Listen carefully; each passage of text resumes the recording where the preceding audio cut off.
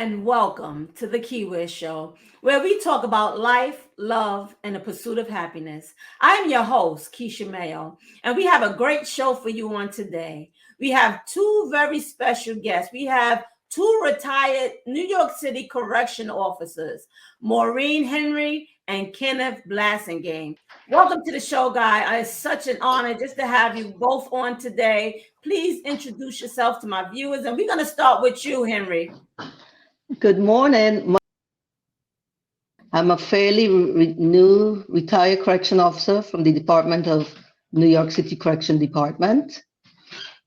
And it's good to be retired. I'm sure it is. And Kenny, please introduce yourself to my viewers. Yes, good morning, everyone. Glad to be here this morning. My name is Kenneth Blassingame, and I am a retired New York City Department of Corrections captain. And still getting acclimated to it, but don't want to go back. I'm sure you don't. But I just wanted to have you guys on today, just talking about life after corrections. You know, I met both of you, and again, New York City Department of Corrections.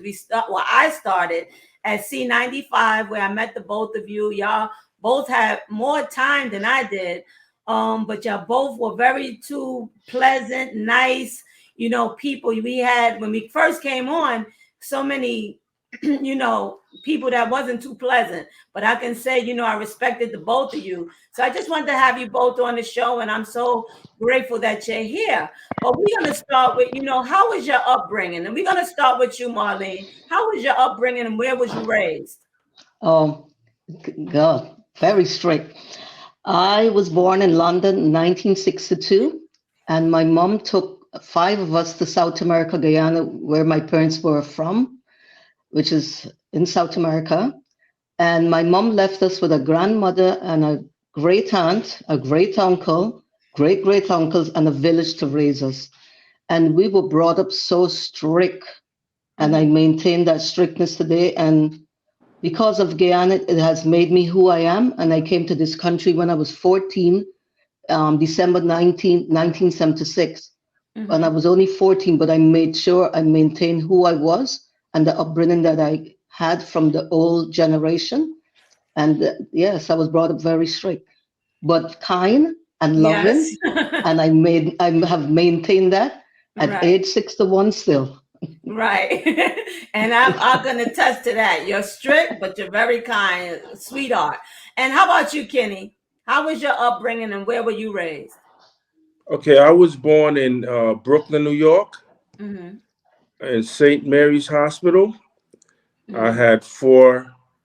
I have 4 sisters and 2 brothers. Mm-hmm. Both my brothers passed very, very early in age, thinking one in the 30s, one in the 40s.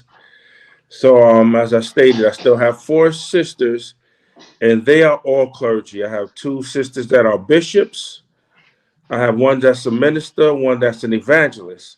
And Mm-hmm. as guys, a little rough around the edges, it's taking us some time to come around, but we on our way. We getting there. Right.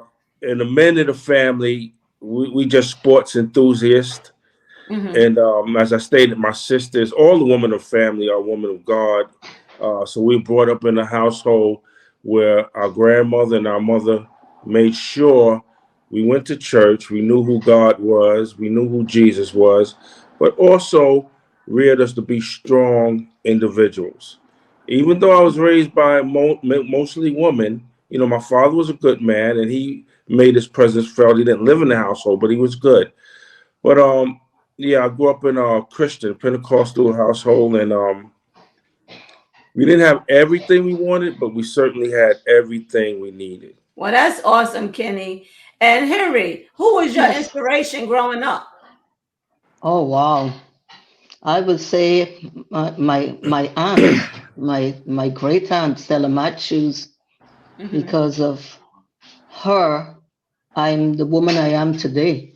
Mm-hmm. Because of the love and the strictness and Mm-hmm. like Kenny said, going to church, she made sure every Sunday, if you don't get out of bed, that white cane would be on your back. You had to go to church. It was a Mm-hmm. must. And coming to this country, I started going to church, but you backslide a little bit, but you never give up on not going into the house of the Lord. Right. So I made sure I go to church still. But my inspiration was Stella Matthews, my great aunt, who took my mother, 5 children in with my grandmother, That's because awesome. we had to be separated because my grandmother had to take 2 of us, and my great aunt took 3 of us, and my mom left us in Guyana and came to this country to get a better life for herself. And but the upbringing was, what Mm-hmm. it is today. Well, And that's who made good. us? Yes. Yeah. And Kenny, how about you? Who was your inspiration growing up? Well, my inspiration, I would say, was my mother Mm-hmm. because I saw how hard she worked. I saw the sacrifices that she would make to make sure that we were good. Mm-hmm. So that just inspired me to want to make her proud, to do something good, something to make her proud. And she was my inspiration. But also, I had others, anyone basically that while I was growing up that was doing well, that was successful. If I Well, saw anyone around me successful, then that's what I wanted to be. I wanted to be like them. So, right. I tried to do the right thing. I went to school, Mm-hmm. and I was bused out in Bay Ridge. Many Mm-hmm. times I was the only black person there, Mm-hmm. in the schools, just a handful, I should say. Right. And yeah, my mother and anybody that was doing well, that's what I wanted to do. Well, I would say you made her proud. I think we all made our parents proud, right? Thank you. Yeah. Only by Yes, the I would grace say of So yes. God, true. that we survived corrections. You know what I mean? So true. But Absolutely. what made you, Henry? What made you go into the Department of Corrections? I mean, you could have been a teacher. I mean, you have the spirit of just Woo. working with young people and just loving on people, or could have been a nurse. I could see you a nurse. But what Yeah. made you go into corrections? Oh, you will not believe it. In 1994, my husband joined the military and we moved away to North Carolina. But because I had my grandmother and my aunt here, I kept telling him, let's keep going back home. So eventually went to Fort Mama, then he came to Fort Hamilton, where we spent like 14 years on Fort Hamilton. But in the meantime, jobs were so hard to find because I only had associates, and the schools wanted someone with a bachelor's, and I did not have a bachelor. So I worked on Fort Hamilton with the children, and eventually I saw an ad in the paper for correction officers, which was 2002. Mm-hmm. And what I did, I applied, but they had a freeze for 2 years. Mm-hmm. And eventually I got called, I think it was the end of February of 2004. Mm-hmm. And I heard my phone ringing because I didn't expect a call after 2 years. I thought it was a done deal, Uh-huh. 2 years freeze. No one called me for corrections. I had Mm-hmm. passed with a high score. So one day I'm living on base and I'm running up the steps and I heard my phone ringing and I ran inside and I heard someone answered the phone and said, "Good afternoon, might I speak to Officer Henry?" And I said, "There's not an Officer Henry here, there's a Sergeant Henry here." They said, Mm-hmm. "No, Officer Marlene Henry." I said, "I'm not an officer." He said, "Yes, you are. Are you ready?" And he wanted me to go and come for an investigation to go and do the test. And three Mm-hmm. days after, I was in So corrections, that's how you got March. there. Well, All That's that's how I right. got awesome. into corrections. How about you, Kenny? What made you go into law enforcement? Well, um, it was a journey of me trying to find my niche, Mm-hmm. because I had this deep concern. I don't know if I say fear, but definitely a concern of being an adult and being homeless. I'd see people on the street homeless, and I'm like, this is very hard. I couldn't do that. Mm-hmm. I had a concern about being able to sustain a household, pay bills, and do well. Mm-hmm. So I was in Brooklyn College and I quit college and went to the Navy. Then after I got out of the Navy, I got a security job at Ebbets Field doing security. Mm-hmm. That just wasn't paying. I had to get a grown man job, right? Mm-hmm. So then I started doing security in the shelter system, which Mm-hmm. is a story in itself. That wasn't paying enough. So then I went and I became a school safety officer. Okay. I did that for 12 years.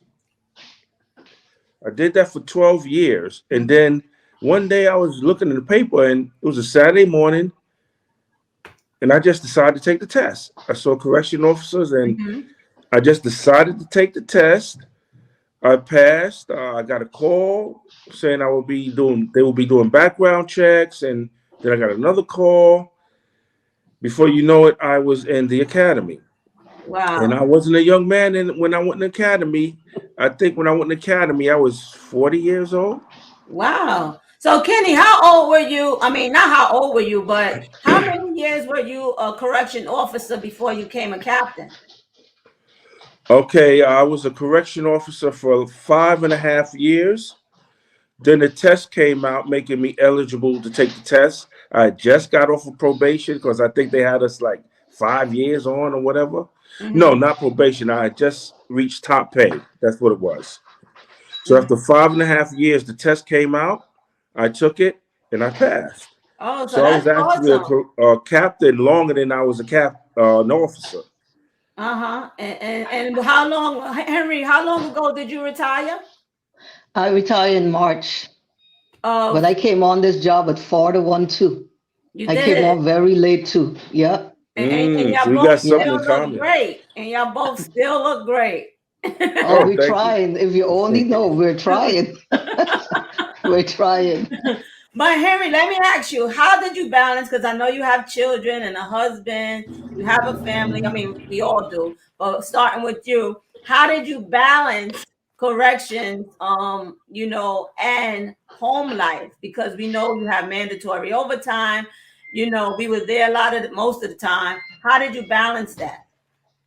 Um, at first it was kind of easy because I had my husband with me, but in 2004, when I got the job, he had to be deployed to Korea. So it was kind of hard at first, but the boys were older. The boys were already like 18 and 19. My oldest son was already in West Point, and the youngest one, the 18-year-old, was getting ready to go to the military, but I still had the 7, 8-year-old. So it was not easy for those few months when I started corrections because while my husband was in Korea, my daughter had something called slip capitofema, where her hips slip out. And at that time, I didn't know the difference between the night tour and, balancing the tour. And I was AWOL one night because I didn't understand the tour. But it was not easy for the first year because of my husband being away with the military Right. station in Korea for that year. But afterwards, when he came back, it got a little easier. And with overtime, if anyone know Henry, Henry used to try to find her way out to overtime because of my family. Because having I gave my children, and overtime away to anybody who would take it. they would tell you, Henry will call, say, no, I'm not staying. I'm going home. I have a life. I have a family. And that sounds just like you. Yeah. So Kenny, how did you balance family life and your career? Well, actually, it was easy for me too because I wasn't married. I had children, but I was blessed that my kids had a good mother. You know, that was she was a good mother. She wasn't negligent. She took care of them, so I didn't have to worry about them. Uh-huh. So I was allowed to go out and do what I needed to do. Uh-huh. The most difficult thing I think was missing all the holidays. Yeah. We worked Christmas, we worked New Year's Eve, we worked Thanksgiving, and some of our coworkers could be selfish. Yes. If you're working a 7 to 3 tour, you expect somebody to come in so you can at least get some of the holiday, the 3 to 11 part anyway. But people would bang in so they can have that whole Yes. day. And if you went to work, you got stuck. Right. So That's true. the holidays, missing those were kind of difficult. But I was blessed. I was good. Right. So Henry, do you feel you had a good career? I think I did. I think I did. I think I was blessed because of the co-workers we had. a lot of people don't know a lot about correction officers. They think correction officers are these hardcore people who don't care. But if they only get to know correction officers, I think a lot of us have come from backgrounds where we were brought up with villages, people who just care. You know, they think that we just come in there to abuse. No, they don't. I have watched my co-workers, how they work so hard. And like you're talking about the overtime, they would stay there 16, 17 hours. If they did not care about the inmates and their job, they would not want to be at work. So I think I fared good having the partners. There were days, yes, I felt despondent because of the changes that I've seen going on through the years. And I really try to stay, stay calm in the job and try to tell my partners it's going to be okay. What you're looking forward to is getting that pension. That was the most important thing I would keep telling my partners, because you came here for a better life and for your family, So, and I understand what Cap just said about partners not coming to work. I remember one person, I remember it was a Thanksgiving, I was new on the job and I didn't know nothing about being stuck on holidays. You hear all of this, but I remember that. And I stand on the floor crying, because I didn't know any better. And an inmate would approach me with, Officer Henry, don't cry, take this. But one person I remember, Officer, he used to cook a lot, would send food up. Oh my God, what's his name? You should remember. Holloway? Holloway. Yeah, I he have was to the give chef. credit to Holloway. Holloway sent me up a plate of food and said, "Don't cry, Henry. Take this plate of food. You'll be fine. Just Right. keep working." Yeah, Right. so I don't forget partners like that. And those were the real old timers that have left us. The Yep. good days. Yeah. Right. And one thing I want to say is, like you say, you were blessed, to have good partners and people that you worked with. That was a Yes. blessing in itself. But I'm not going to sugarcoat DOC. You do have some evil people there. Absolutely. I'm not Absolutely. sugarcoating it. Absolutely. That is a great, great, Absolutely. place to be. But if God bless you to be around good people and people that look out for each other, you are blessed, and you were blessed, and you have been a blessing to me. And I want to say that publicly, because there was many times when I was crying and you would come to me and say, "Sissy," and I mean, you would just encourage me all the time. Listen, they don't know who they dealing with. They dealing with a child. I mean, you will go in. And I'm so grateful for you, because you will lift up my spirit. So, that was a blessing, that although I don't feel I had a good career, I met a lot of great people, and even in those seasons, people like you who would encourage me to keep going.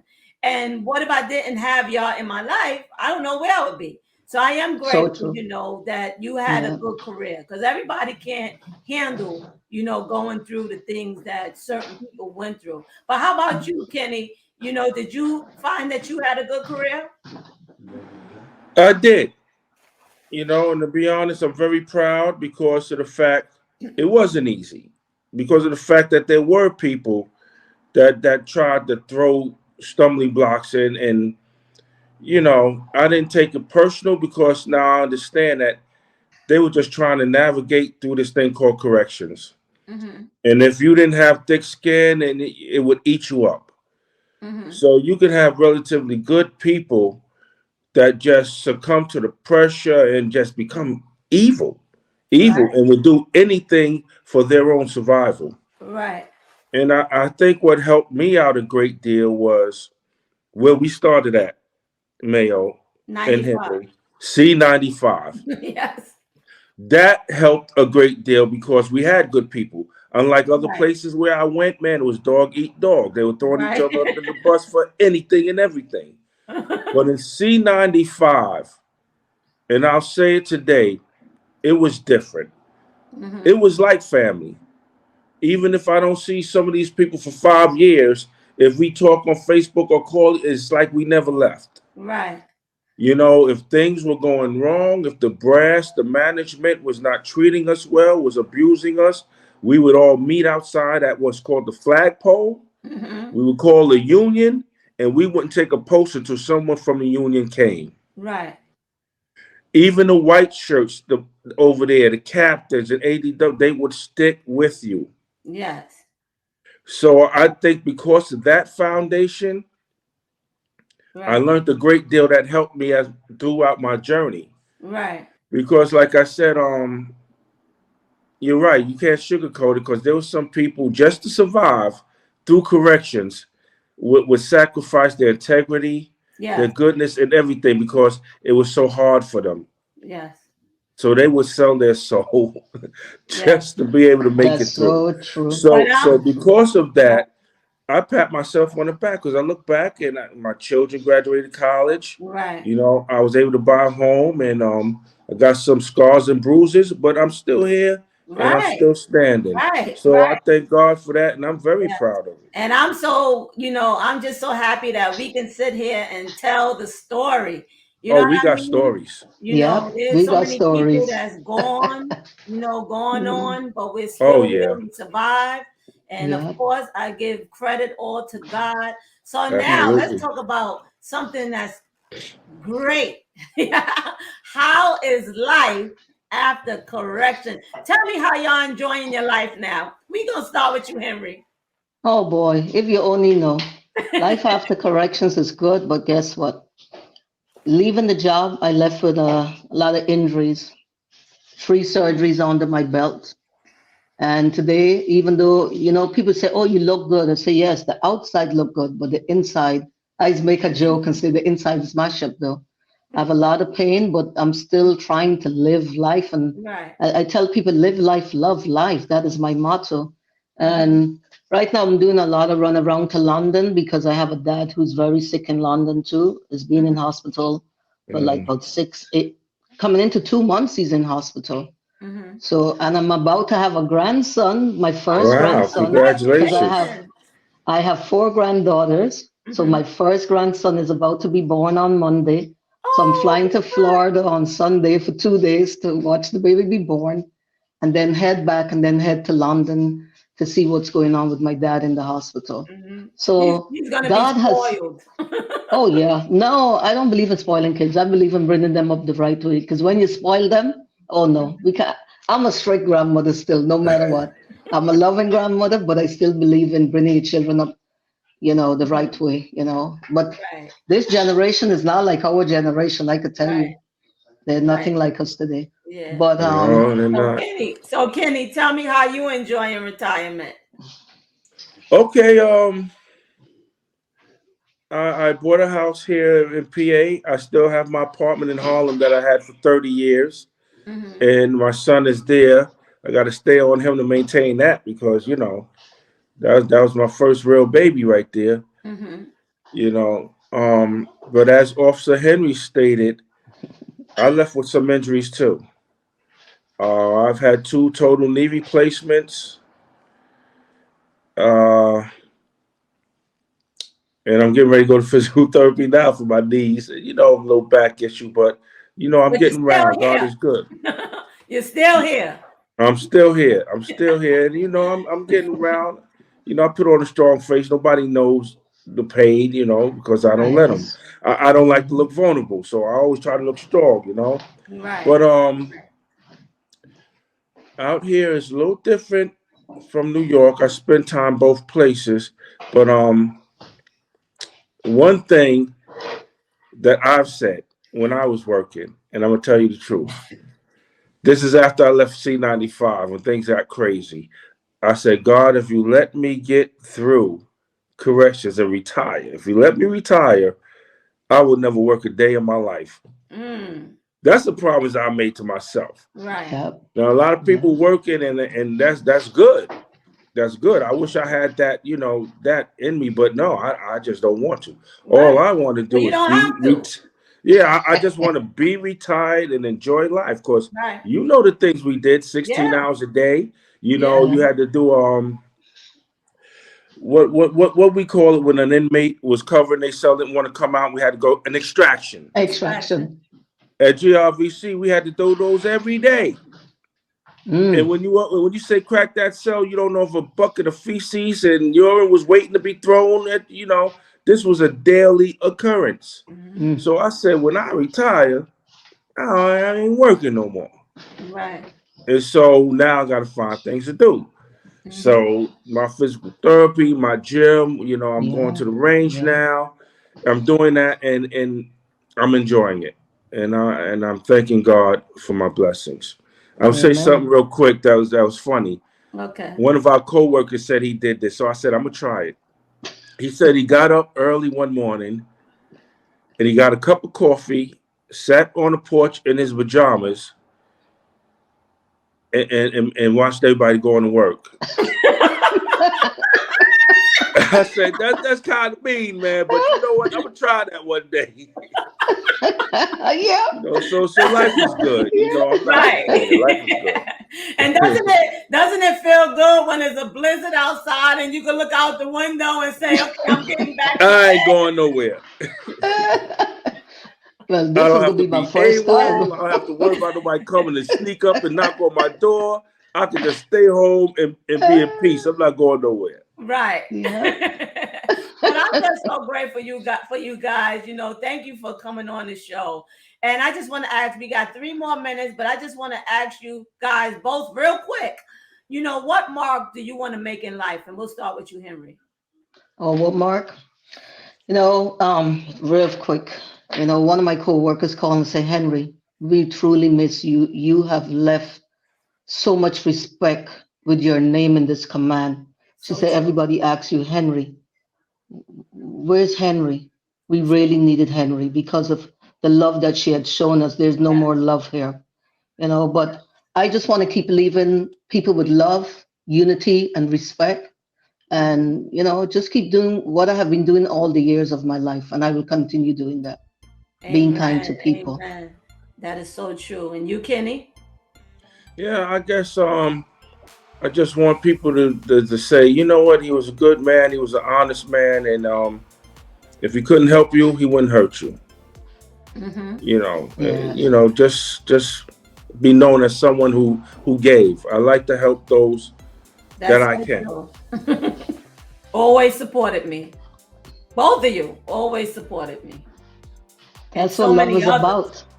That's what Yeah, love is so many about. Yes, others. And the Yeah. love is reciprocated back to you guys because I yes. love you both. Mm-hmm. But this has been just an awesome conversation. And again, I thank you for coming on the Keiwear show. And I just want to leave with you guys that I'm just praying that God allow y'all to have many, many, many more years of retirement to enjoy with family, loved ones, Yes. children, grandchildren. And I just want to thank all my viewers for tuning in, to another episode of the Keiwear show. You can follow me on all social media platforms and on the internet. My information will be on the screen. And just remember that faith is the key to Keiwear. And God bless you all. Love you.